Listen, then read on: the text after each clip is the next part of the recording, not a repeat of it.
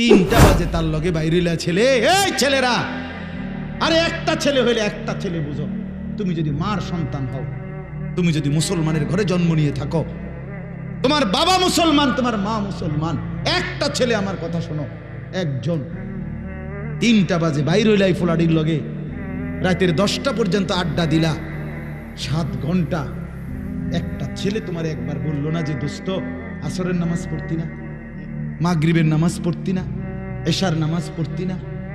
তুমি কোন দুঃখে এই ইবলিসের লগে চললা? এ তো শয়তান। কথা বলেন না কেন? এগুলো শয়তান না? তো কার লগে চললা? আপনারা ইবলিসরে দেখছেন নি? কেউ দেখছেন না? চান না চিন্তা করে দেখছেন নি কেউ আপনারা? আমি দেখছি, হ্যাঁ, আমি অহরহ দেখি, আমি নিয়মিত দেখি। আপনারা ইবলিস দেখেন নাই? আমি অনেক দেখছি। কোরআনে আল্লাহ বলছে ইবলিস ইন্নাশ শাইতান, মানুষের প্রকাশ্য শত্রু, আদুব্বুম মুবিন। যে কোনো হুজুরে জিজ্ঞাসা হবে, কোরআনে আল্লাহ বারবার বলছে শয়তান কি শত্রু? প্রকাশ্য শত্রু। কি শত্রু কর না? তাহলে আল্লাহ বলতেছে শয়তান প্রকাশ্য শত্রু, তা আপনি দেখতেন না কেন? না দেখলে তো আপনি গোপনে কইল, গোপন শত্রু কইতে হইল। বুঝেন নাই আপনি কথা? বুঝা গেল। প্রত্যেকটা গুনাহ যেখানে সোয়ার হয়, যার উর্ফে সওয়ার হয়, তেই শয়তান। আপনি শয়তান দেখতেন না কেন? বুঝো নাই? যে তোমার মোবাইলে উলঙ্গ ছবি দেখাইলো শুরু করছে, মনে করলে শয়তান দেখছো না? এই যে তৈরি, এইটাই তো শয়তান। ও মাইতেই তো শয়তান। যেই মেয়ে বেপরদা নিজের শরীর দেখাইয়া হাঁটতেছে 8-7 কাপড় পরে, তুমি ইবলিস দেখছো না? এই যে হাঁটতে যাইতে, এই যে যাইতে আছে দেবুড়ি, তো ও আপনি চিনছেন না ইবলিস? এটাই তো ইবলিস। আল্লাহ তো বলছে প্রকাশ্য শত্রু। হ্যাঁ, গুনাহ যার উপরে ভর হয়। 2 নাম্বার, ওয়াত্তাবা হাওয়াহু। আল্লাহ বলে বন্ধু, জীবনটা যার মনের ইচ্ছা মতো চালায়। কোরআন কোথায়? সুন্নাহ কোথায়? আল্লাহ কোথায়? ইসলাম কোথায়? আল্লাহর হুকুম কই? রসুলের সুন্নাত কই? কিচ্ছুর কোনো খবর নাই। তার মনে যা চায় সেভাবেই চলে। আল্লাহ বলে বন্ধু, এমন মানুষের সাথে বসবেন না। এই জন্য বলি চাচারা, বাবারা, যেই 5 জনের লগে আপনি প্রত্যেক দিন বিকাল বেলা বসেন, তারা তো বিড়ি খায়, আপনি কেমনে তাগর লগে বসেন? 5 জন বিড়ি খাওয়াই না লগে বইলে ফেরেশতা তো আপনারে, এর মধ্যে আপনি যে বইছেন, ফেরেশতা আপনারে মনে করবে এই 5 জনের লগে এবড়া হলো জুনায়েদ বাগদাদি। তো কি আব্দুল কাদের জিলানী? কি কোন একজন বুজুর্গের নাম কোন? এবড়ারে একটা কিছু কম। আমনে কোন ডকের কি বোঝা যায় না? হ্যাঁ, আমনে যে চিকন টুলের মধ্যে চা দোকানে 6 জনের লগে বইয়া বইয়া টেলিভিশন দেখেন, আমনে কি ডকের মানুষ বোঝা যায় না? এবারে এনে বইয়া কই ভালো মানুষ তো দেখি না, কীর্তেন দেখবেন আমনে? চাচা ভালো মানুষ আমার লগে নাইবেন আমনে? আমার মাদ্রাসার মধ্যে 85 জন ছাত্র হেফজখানায় পড়ে, শুধু হেফজখানা, মোট ছাত্র 400, আলহামদুলিল্লাহ। তো এরা রাত্রে 3:30 বাজে ওঠে, রাত 3:30 বাজে এই মাসুম বাচ্চারা যখন ওঠে আল্লাহর কোরআন নিয়ে পড়তে বসে, আপনি এটা একবার দেখলে না বুঝবেন ভালো মানুষ কারে কয়। সাধুয়ানি কীর্তেন টুয়ান ভালো মানুষ, হ্যাঁ, বিড়িখানার ফাঁকি দিয়ে ভালো মানুষ টুয়ান কীর্তেন। রঙিন টেলিভিশনে রাক্ষসের মতো আক করে টেলিভিশন চান, আপনি কীর্তেন ভালো মানুষ টুয়ান। আপনি কোথায় পা? ভালো মানুষ তো চা দোকানে থাকে না, ভালো মানুষ তো টেলিভিশনের আড্ডায় থাকে না, ভালো মানুষ তো বিড়ির আড্ডায় থাকে না। ভালো মানুষ যদি খোদার কসম না থাকতো, আল্লাহর জমিন চাঁদ উঠত না, সূর্য উঠত না। নেককারের জন্য আল্লাহ দুনিয়া সাজাইছে। সিটার বাটফার, বেঈমান, নাফরমান নেককারের উসিলা খাইয়া দেয়। আরে বেটা, হাদিস এটা। রাসূলুল্লাহ সাল্লাল্লাহু আলাইহি ওয়াসাল্লামের জামানায় 2 জন সাহাবী আর 2 ভাই, আমি নিজে এই হাদিস পড়াইছি। 2 ভাই, আপন 2 ভাই, একজন কামাই রোজগারি করে, আরেকজন নবীর কাছে হাদিস শিখে, সারাক্ষণ নবীজির কাছে এলেম শিখে আর কি। তো ওই ভাই একদিন আইসা নবীজির কাছে বলছে, ইয়া রাসূলুল্লাহ, তে একটা কাম করে না, হাদিস এটা, একটা কাজও করে না, সারাক্ষণ আপনার কাছে এলেমের জন্য পড়ে থাকে, হ্যাঁ, হাদিস শিখার জন্য, আমি একলা কষ্ট হয় আমার। আল্লাহ নবী সাল্লাল্লাহু আলাইহি সাল্লাম বলছেন, লাআল্লাকা তুরজাকু বিহি। সাহাবী শুনো, ওই বেটারে কইছে, বড় মিয়া রে, আল্লাহ পাক তার বরকতে তোমারে খাওয়ায়।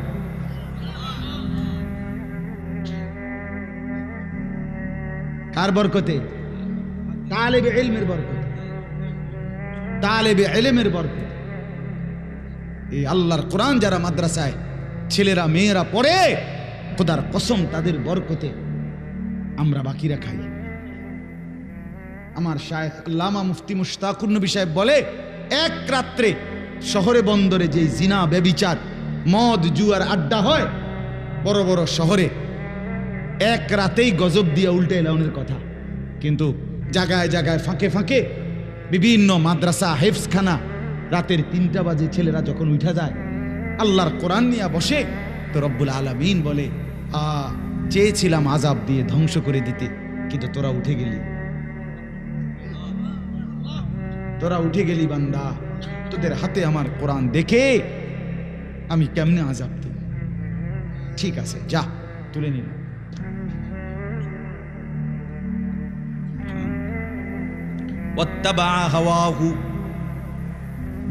আল্লাহ বলেন, মনের ইচ্ছা মতো যে চলে বন্ধু, তার সঙ্গে বসবেন না। 3 নাম্বার, ওয়াকানা আমরুহু ফুরুতা।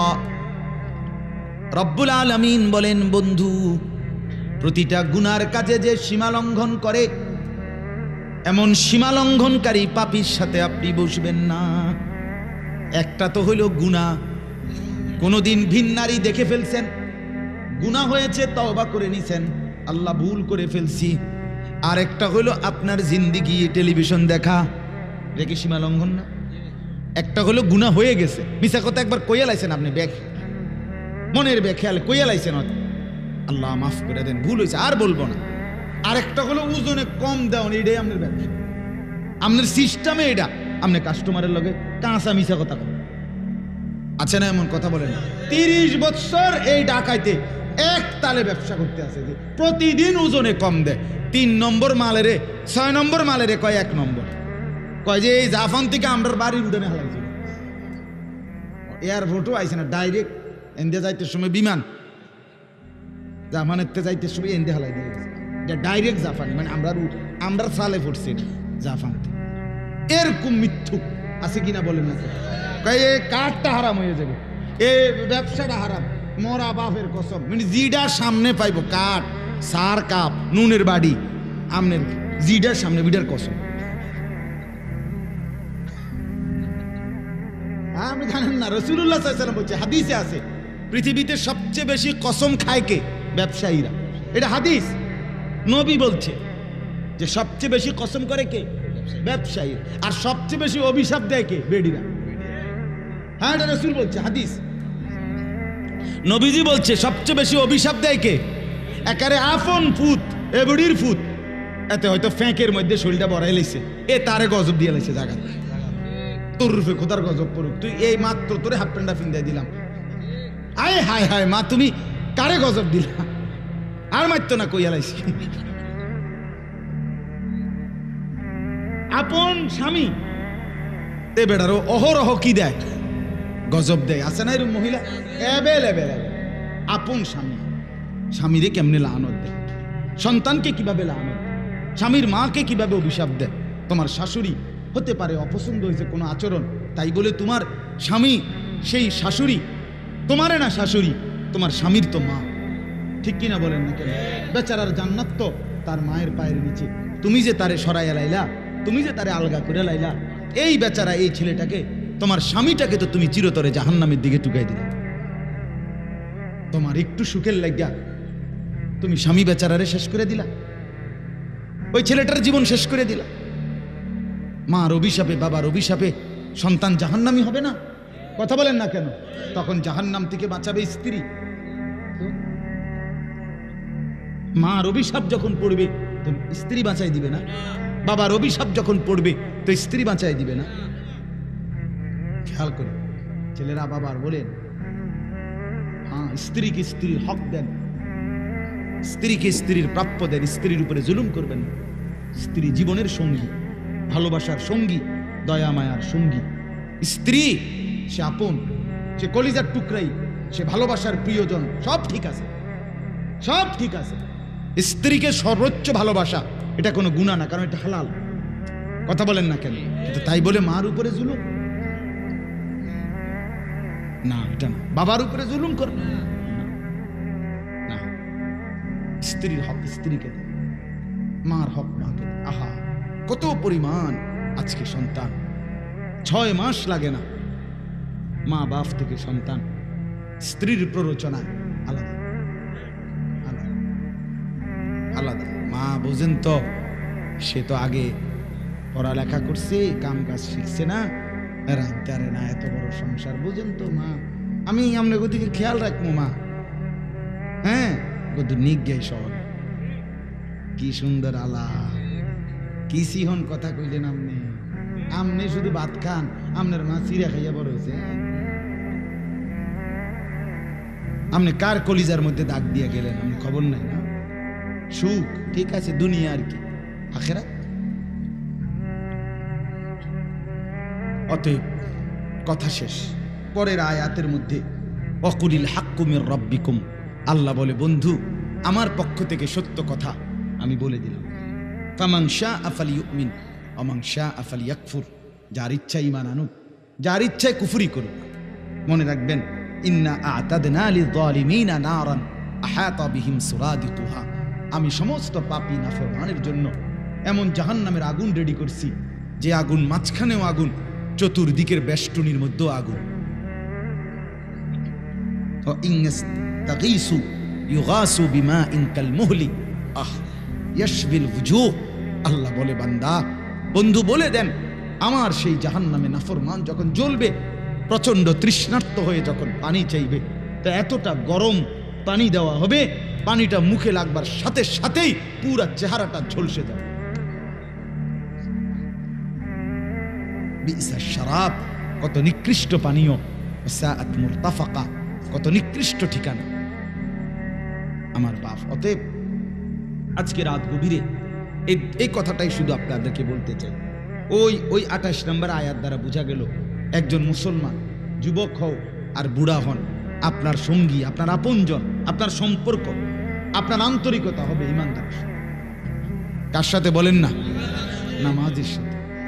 নামাজের সাথে। কোনো পাপী, কোনো সীমা লঙ্ঘনকারী, কোনো নাফরমান, তার সাথে স্বাভাবিক দুনিয়া চালবার। আমি খরচা কিনছি, খরচা দিছি, আমি গাড়ি তুলছি, গাড়িতে নামছি, আমার লেনদেন দুনিয়া চাই, এটা ঠিক আছে, এটা তো কাফেরের লগও করা যায়। কথা বলেন, কিন্তু বন্ধুত্ব, উঠা বসা, সম্পর্ক, ফ্রেন্ড, আন্তরিকতা, ঘনিষ্ঠতা, এটা যেন কোনো নাফরমানের সাথে না হয়। নাফরমানের সাথে। মোবাইলে তোমার, ফেসবুকে তোমার বন্ধু, পৃথিবীর কাফেররাও, বেঈমানরাও, তুমি জানো না সবার সাথে বন্ধুত্ব এটা হারাম। বেঈমানের সাথে মুমিনের কি হইতে পারে না? তোমার ফ্রেন্ড এই কথার নাম দিয়া এই লিস্টে কোনো ইমানদার নেককার ছাড়া অন্য কারো নাম আসতে পারে। এর 80,000 ফ্রেন্ড, এতটি ফ্রেন্ড তুমি ফিন্দো কেন? ফুল ফ্রেন্ড ফিন্দো কেন? তুমি তো পুরাটাই তোলে ফ্রেন্ড, 60 গাও দাও কমনে। আল্লাহ আমাদেরকে মাফ করে দেন। অতএব আমার বাপ, আমরা কি বুঝাইলাম? বুঝাইলাম এটা সঙ্গী বানাবেন কাকে? ইমানদারকে। বলেন না বলেন? নেককার। নবীজি বলছে, আল মারউ আলা দীনে খালিলিহি ফালিয়ানজুর আহাদুকুম মান ইউখালিল। নবীজি বলেন, প্রত্যেক মানুষ তার বন্ধুর রঙে, গুণে গুণান্বিত হয়। অতএব তোমরা খেয়াল রেখো কাকে বন্ধু বানাচ্ছ। আমাদের প্রিয় নবী সাল্লাল্লাহু আলাইহি সাল্লামের পুরা 23 বছর আদবের মাধ্যমে ভরা।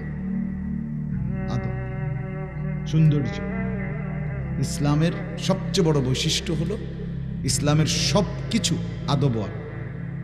যেটাই সুন্দর, ভদ্র, রুচিসম্পন্ন, যেটাই বাস্তব, যৌক্তিক, উপযোগী, সময় উপযোগী, এটাই হলো ইসলামের বিধান। প্রত্যেক জায়গায় যা কিছু সুন্দর, সেই হুকুমটাই হলো ইসলামের। ইসলামকে বাদ দিয়ে অন্য কোনো ফ্যাশন, কোনো রং ঢং, কারোটাই এই পর্যন্ত ইসলামের সৌন্দর্যের চাইতে বেশি প্রমাণিত হয়নি। ইউরোপদের না, আমেরিকারও না, ইটালিরও না, লন্ডনের কারো কাছে। ইসলামের সৌন্দর্য হলো বসে প্রস্রাব করা, আড়ালে গিয়া পেশাব করা। নবী সাল্লাল্লাহু আলাইহি সাল্লাম আড়ালে পেশাব পায়খানার জরুরত সাথে।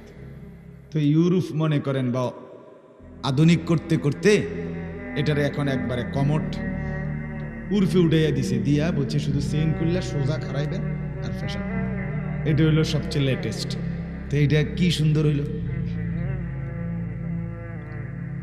হ্যাঁ, তাইলে বোঝা গেল মূলত ইসলামকে বাদ দিয়ে তারা যা ডিজাইন করতে চাইছে শেষ পর্যন্ত এটা একবারে অসুন্দর হয়ে গেছে। আগে তো আপনার চেয়ার টেবিলে বসতো, খাইতো, এরপরে আপনার বিভিন্ন ছোট ছোট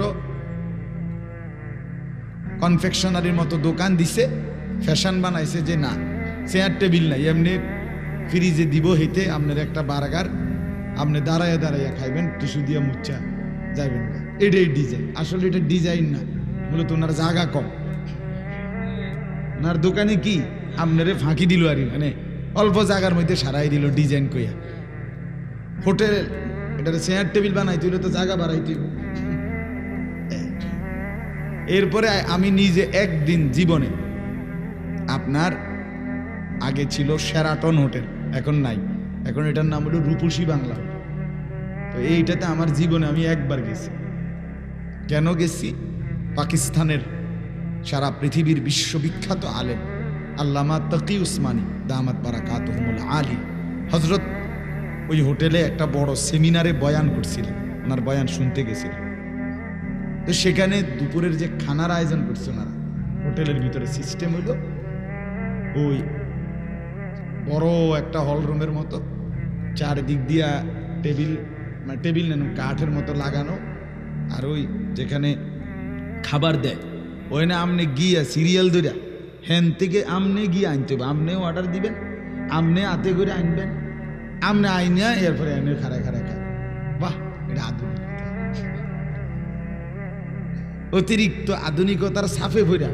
অন আমার গিয়া আমি অর্ডারে দেওয়ান লাগছে, আমি খাড়ায় দেওয়ান লাগছে, আমি গিয়া হাতে করে আনবো লাগছে। এই হলো আধুনিকতা।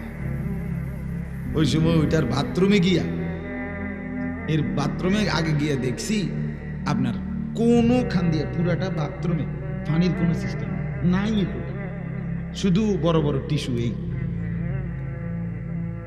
এটাই আধুনিকতা। বাইর হবেন টিস্যু ব্যবহার করে, এরপরে বাইরে একটা মেশিনের মতো আছে, এটা তলে হাত দিলে বাতাসের মতো কি বাইর হয়, একটু গ্যারান লাগে। তো এই আগের গ্যারান আর এই নতুন গ্যারান মিল্লা স্বাদে গন্ধে অতুলনীয়, অসাধারণ একটা ফ্লেভার, মানে নিউ ফ্লেভার হলো আর কি, একটা নতুন ফ্লেভার আসছে। পেশাবের গন্ধ আর এটার গন্ধ মিললে একটা নতুন গ্রান্স তৈরি হলো। তাহলে এই যে আপনার ফ্যাশন, ইসলামকে বাদ দিয়ে যত কিছু আপনি সুন্দর করতে গেছে, এই যে চুল ডিজাইন করতে করতে গিয়ে এখন এত বিদঘুটে বানাইছে, এতে মানুষ না অপদার্থ এটাও বোঝা যায়। কি মানুষের ছাও না প্লাস্টিক না কি, এটা কি? এটাকে আফ্রিকার থেকে ডাইরেক্ট ইনটেক করা না মাঝখানে খুলছে কিছু? এটা কি জঙ্গলি না কি? এতটা আধুনিক, মানে এটারে ডিজাইন করতে করতে এখন আর এটা একেবারে বিদঘুটে, একদম বিদঘুটে। এই চুলের এখান দিয়া কাটা, এখান দিয়া কাটা, এখান দিয়া কাটা, এখান দিয়া পাখির বাসা। লজ্জার কথা, আত্মমর্যাদা আত্মসম্মান না থাকার বিষয়। আমি তো প্রায়ই বলি এগুলা হইল মূলত যে এই লোকগুলো যাদের কাটিং দেখায় রাখছে সেলুনে, এরা কোনো জায়গায় মারামারি লাগছে হয়তো, ও এনে তারে সাফাতি দিয়ে কোপ দিছে, তারে জেন দিয়ে কোপ দিছে, তার ওইখান দিয়ে সিলাই লাগছে, তো সিলাইয়ের সময় যে চুল কাটছে আর ওইখান দিয়ে আর কি উঠে নাই, এখন যার জেন দিয়া খুব পড়ছে চুল ওঠে না, কি করবে, এটার ডিজাইন হিসেবে চালাই দিচ্ছে যে এটাই এখন ডিজাইন। আর বাকি আমরার ছেলেরা পাগল মাতাল সিরিয়াল ধরে গিয়া যে আমার এই কোবাইনা কাটিং,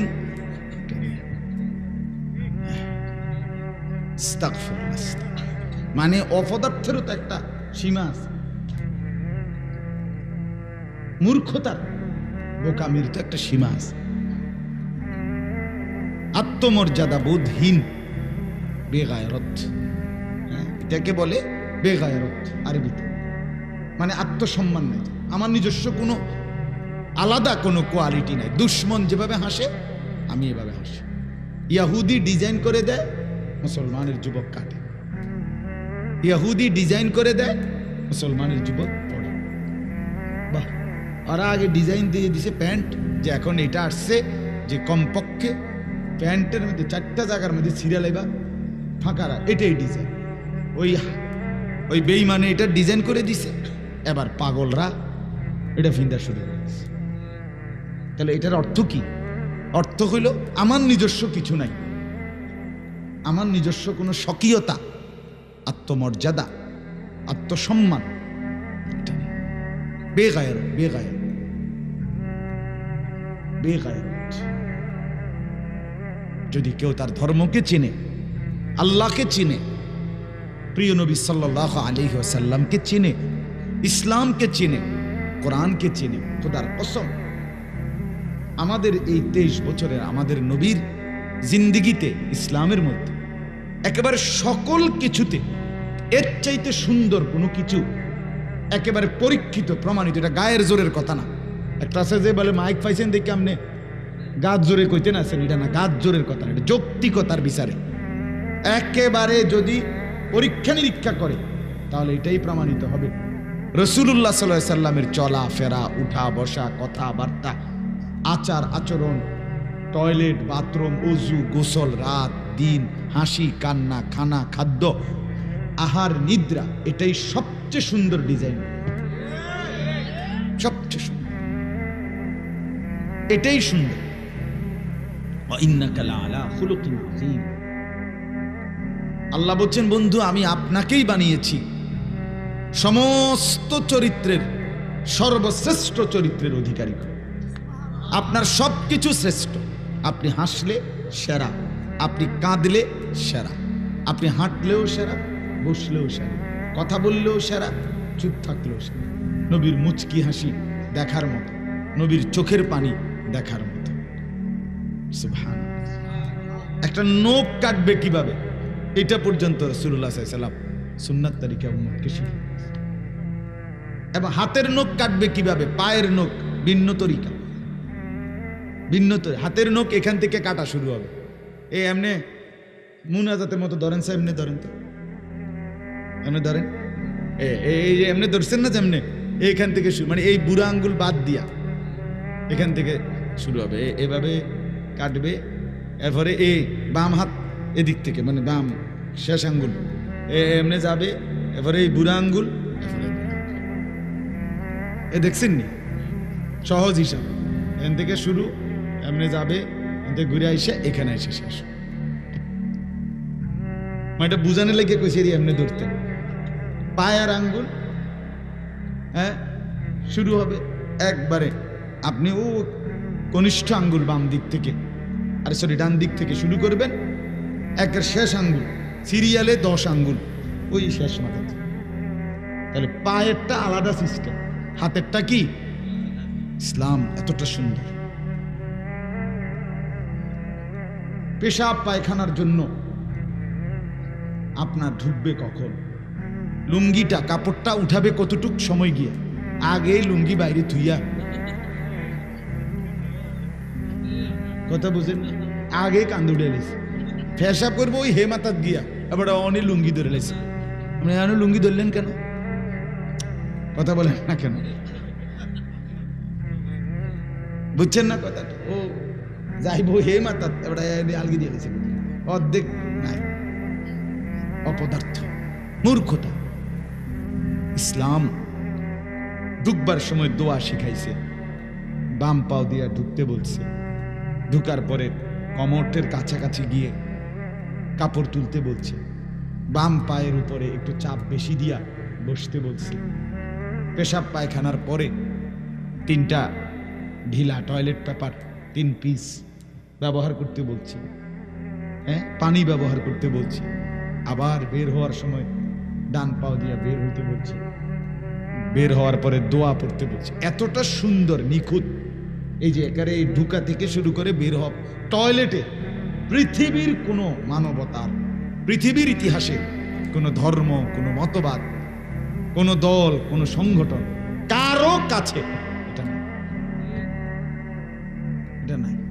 আপনি দেখেন একেবারে পৃথিবীর আধুনিক কোনো কারো কাছে এটার ব্যাপার হ্যাঁ করে জিগাবেন, কবে এটার মধ্যে আবার নিয়ম কানুন কি, মুতে ধরছে মুততে লাগবো যার যেমনি সুবিধা, কেউ খাড়াইয়া মুতবো, কেউ বইয়া মুতবো, কেউ হাঁটতে হাঁটতে মুতবো, কেউ বিড়ি খাইতে খাইতে মুতবো, এটা মতো না।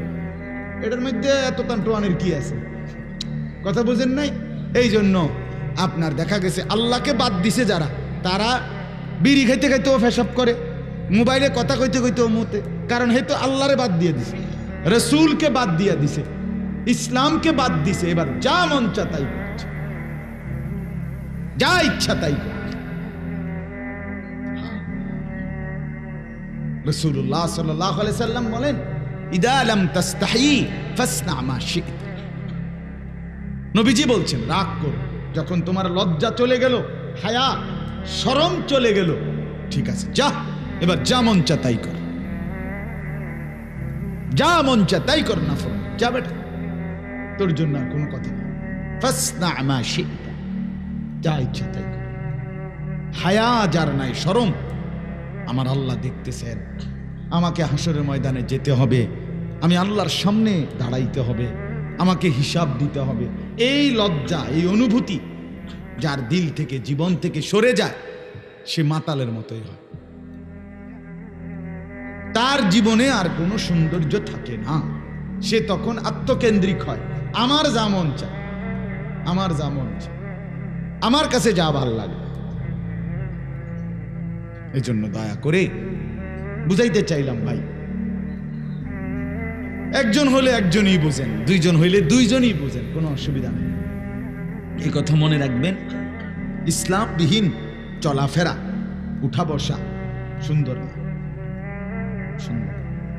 সামনের রুমে, সোফার রুমে লগে দিয়ে আপনি টেলিভিশনটা থুইছেন, আপনি সাজাইছেন, এটা আপনার পছন্দ হয়েছে না, যে টেলিভিশনটা থাকবে কোন রুমে, সামনের রুমে,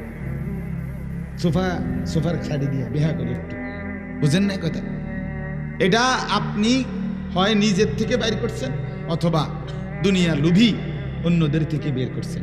কারণ আপনি এটা কি বুঝাইলেন, মানে কি বুঝাইলেন? আমি বুঝছি, যেটা আমি বুঝছি, এই লোকটা বুঝাইলো যে যেই কোনো মানুষ আমার ঘরে ঢুকা প্রথম যখন পাও দিবে, প্রথম রুমে, মানুষ তো সামনের রুমেই ঢোকে আগে, তো ঢুকাই যেন টেলিভিশন দেখলেই বুঝে যে ভাই আমার ঘরে আসছেন, ঘাবড়াবেন না, এটা বুঝাই দিল সে যে পৃথিবীবাসী আসো, দেখো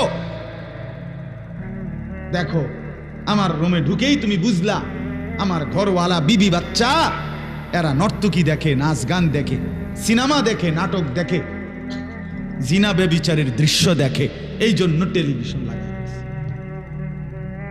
নয়তো আপনি বলেন, আপনি সামনের রুমে এই টেলিভিশনটা যে লাগাইছেন, এটা কি জন্য?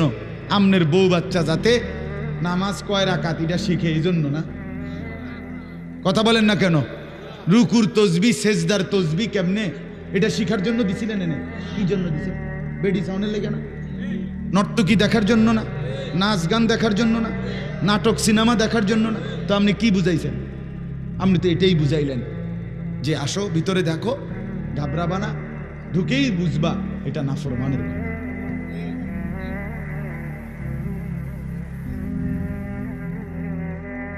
নাইলে যদি কারো লজ্জা থাকতো, সে তো ভাবতো ইন্নালিল্লাহ, মানুষ যদি জানতে পারে আমার ঘরের বউ বাচ্চা টেলিভিশন চায়, বেডি নাচ গান চায়, শরমের ব্যাপার।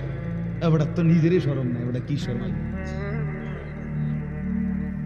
এটা যদি কারো লজ্জা হইতো তা তো সেটা করলো না। এটা তো বললো হায়া না, এটাই এই জন্য বললেন আল্লাহ রাসূল সাল্লাল্লাহু আলাইহি সাল্লাম বলেন, যখন কারো হায়া চলে যায়, শরম চলে যায়, সে যা ইচ্ছা তাই করে, যা ইচ্ছা তাই করে। মুরব্বী মানুষ, তারই মহল্লায় তার নাতি আছে, ছেলে আছে, নাতি নাতনি আছে, মেয়ে বাচ্চা কাচ্চা আছে, সবাই দেখে এ বড়া এগোর সামনে কেমনে বিড়ি খায়। আপনি বলেন, কথা বলেন না কেন? ওনার বিবেকের মধ্যে এই কথাটা আসলো না যে এটা যে বদভ্যাস বিড়ি সিগারেট, এটা আমার দেখা দেখি তো আমার মহল্লার ছেলেরা, নায়নাতকুর ছেলে মেয়ে, আমার ছেলে না হোক আরেকজনের ছেলে তো আমারই ছেলে। কথা বলেন না কেন? এই ছেলেগুলো আমাদের না? এগুলো কি বেঈমানের? এগুলো আমার সন্তান, এ মুসলমানের সন্তান তো আমার সন্তান, এ তো আমারই ভাই। তো আমি কোন লজ্জায় আমার এই ছেলেগুলো যখন দেখবে, আমার ছোট্ট 2 বছরের মেয়ে, 2 বছর মাত্র বয়স আমার বাচ্চা মেয়ে, গুদ্দুর গুদ্দুর কথা কয়, তা আমি তো সব সময় দেখি বাসায় যে আমার বিবি কিংবা আমি নামাজের সেজদা দিলেই সেও গিয়ে উত্তিয়া পড়ে। অনুসরণ করে কিনা বাচ্চা? যেই কোনো করে, আপনার এটা সবাই জানে, যেটাই করুক, যেটা করে বাচ্চা ওটার অনুসরণ করে কিনা বলেন না কেন? তা তাইলে আপনি বুঝেন নাই, তাহলে আপনার হায়াটা কোথায়, লজ্জাটা কোথায়? একজন বয়স্ক মানুষ, উনি চা দোকানে এরম রাক্ষসের মতো চোখ কইরা টেলিভিশনে বেডির নাচ কেমনে চা, এবড়া কেমন বেসরম, কথা বলেন, এবটার লজ্জা কতটা কম। মনে করছেন মুরব্বী ছাড়িয়ে দিব, তা আপনি নইলে বেসতে যাবেন কেমনে? আপনারে যদি ছাড়িয়ে দেয় হুজুররা, তা আপনারে বেসতে যাবো কেমনে? কে কইব এবটারে? বলেন না হুজুর, চাচারে কইব কে? দাদারে বলবে কে? হ্যাঁ, 60 বছর এখনো আপনি বিড়ি সিগারেট খান। ইন্নালিল্লাহ। চাচা, আপনি গুনাহ ছাড়বেন কখন? আপনি মরবেন না তাইলে? আপনার হায়াত শেষ হয় নাই, আপনি আরো 600 বছর বাঁচবেন নাকি? তো তওবা করবেন কখন? 60 বছর এখনো আপনি কথা কইলে গাইলাম, আপনার এই গুনাহ, অসভ্য অভ্যাস আপনি কখন ছাড়বেন? 70 বছরের বুড়া মানুষ, আমনে সাদওয়ানে টেলিভিশন চান, কোন শরমে আমনে মরতেন না? বলেন, উনি কি কবরে যাবে না? তো এই চাচা, এই বয়স্ক মানুষটা তো কথা ছিল 24 ঘন্টা আল্লাহর জিকিরে পড়ে থাকে, আল্লাহর ইবাদতে পড়ে থাকা। কি করতাম, কোনো কাম নাই, মানে কি আখিরাত নাই। হ্যাঁ, কাম নাই মানে কি? আখিরাত নাই। মুমিনের আবার কাম থাকে না কেন? মুসলমানের কাম থাকে না কেন? 5 ওয়াক্ত নামাজ আমাদের এই পুরা রাসূলুল্লাহ সাল্লাল্লাহু আলাইহি ওয়াসাল্লামের 23 বছরের ইসলাম শুধু 5 ওয়াক্ত নামাজের নাম। কথা বলেন না? এটা ইসলামের একটি গুরুত্বপূর্ণ ইবাদত, কিন্তু ইসলাম মানে শুধু নামাজ, নামাজ মানে শুধু ইসলাম, আর কিছু নাই। তো সেগুলো কখন করবেন? সাহাবী জিজ্ঞেস করছে নবীজিকে, ইন্না শারা'i আল ইসলাম قد كثرت علي فمرني بشيء اتشبث به। হাদিস। একজন সাহাবী নবীজিকে জিজ্ঞেস করলে, ওই বাবা, ওই কথা বলবে না বেটা, বাইরে দাও, এতক্ষণ সুন্দর করে বলছি শোনো নাই? তুমি কি ভাবছো শান্তির দেশের হুজুর আইছে না? ফাজিল মানুষকে বলতে আমি রাজি না, গাফেলকে বলতে রাজি না। না শুনলে তুমি উঠো মিয়া, একজন শুনলে একজনই শুনবে, কোনো অসুবিধা কি? কথা বলেন না? একজন শুনলে অসুবিধা কি? রাসূলুল্লাহ সাল্লাল্লাহু আলাইহি ওয়াসাল্লাম একজনের কাছে কালেমার দাওয়াত দিছে না, তো অসুবিধা কি? কতজন হইলে কামিয়াব, এটার কোনো সংখ্যা আসেনি। একটা মাহফিলে কয় হাজার লোক হইলে ওই মাহফিলকে সফল বলে, এটার কয়জন হইলে? 10,000, 11,000, 9,000। তো আল্লাহর কথা বলতে থাকা। আমি প্রথমেই এজন্য বলছি, গাফেলকে বলে কোনো লাভ নেই। উট খাবে, বাদাম খাবে, ঠেলাঠেলি করবো, ধাক্কাধাক্কি করবেন, জিমাইবেন আমনে না, এটা তো হাট্টিমাটিম কয় না, আপনার কাছে কিচ্ছা শোনায়। এটা কি রহিম রুব্বানের ঘটনা হইতে আছে? তাহলে বদলাবেন কিভাবে? রহিম রুব্বানের ঘটনা হইলে না বাবুরে, আপনি বইয়ে বইয়ে জুড়াইলেন হইলে, কুমাইলেন হইলে, ডুললেন হইলে, কি মর্মান্তিক কাহিনী, কি কষ্টটা করছে। ও বেহুলা লক্ষিন্দরের ঘটনা আমি পারি তো, আমি পুরা ঘটনা জানি। আমার কাছে 2টা বই আছে বেহুলা লক্ষিন্দর, আমি বগুড়ার থেকে কিনে আনছি। এই যে সাপে কামড়াইছে যে লক্ষিন্দরের বেহুলা, যে আপনার কলা গাছের বেলা বানাইয়া মনসা দেবীর কি দিছে, পূজা দিছে, এটা আমি ঘটনা ফুটছি বড়। আমরা কি বেকুব ঠাউরাইছে, কিচ্ছা সব জানি আমি। কিচ্ছা বললে ফায়দা কি? এজন্য বাপ গাফেল না হওয়া, ছেলেদের গাফলতি বেশি, খামখেয়ালি। চলাফেরা দেখলে বুঝাই যায় না এতে কি প্লাস্টিক না মানুষ, কিছুই বোঝা, মানে কি করের হেই কইতার, কি করে, হাঁটে কেমনে, কথা বলে কেমনে, চেহারার কি নমুনা, চুলের কি নমুনা, প্যান্টের কি ডিজাইন, গেঞ্জির কি ডিজাইন, হাসে না কান্দে, কিচ্ছুর কোনো হদিস নেই। এটি কথা হইল, আমাদের সমাজ যদি আমরা এভাবে ছেড়ে দেই, তা আমাদের মুসলমানের সন্তানকে কে বদলাবে? আমাদের এই ছেলেগুলোকে ভালো করে দিবে কে? জিবরাইল আইসা তো বাপ কে ঠিক করে? আমরাই করতে হবে, আমরাই সবাই মিলে কষ্ট করতে হবে। কথা বলেন না কেন? আমাদের সন্তান এ তো কাফের না, আজকে কাফের খেলতেছে। বেঈমান মুসলমানের ছেলেকে নিয়ে যাবতীয় আইটেম তাদের নষ্টামির মুসলমানের ছেলের দিয়া পরীক্ষা করে। হ্যাঁ, পরীক্ষা করে, অর্থাৎ একবার চুলের এদিক দিয়ে কাটিং দেখাইয়া এটা সারে দেখে যে মুসলমানের ছেলে দ্বারা গ্রহণ করে কিনা, আবার আরেক দিকে কাইটা আবার এটা ডিজাইন ছাড়ে দেখে মুসলমানের ছেলে। মানে মুসলমানের ছেলের উপরে ওই ল্যাবে যেরকম ডাক্তাররা, গবেষকরা বিভিন্ন জিনিসের উপরে পরীক্ষা করে, মুসলমানের সন্তানদের উপরে বেঈমান তাদের ফ্যাশন পরীক্ষা করে। মুসলমানের মহিলা গিয়া বাজারে বলে নতুন আইছে কি, মুসলমানের ছেলে বাজারে গিয়া বলে নতুন কি আসছে। নতুন আসবে কি তাই? মানে ইসলাম তো পুরাতন, এখানে কিছু নাই।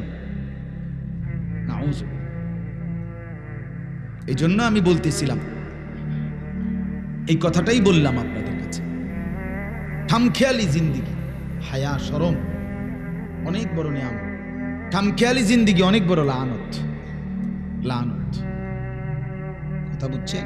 আল্লাহ কোরআনুল কারীমে বলছে, বান্দা তুমি যদি আমাকে ভুলে যাও, ও চিরেই তোমার অবস্থা এমন বানিয়ে দেব, একদিন তুমি তোমাকেই ভুলে যাও।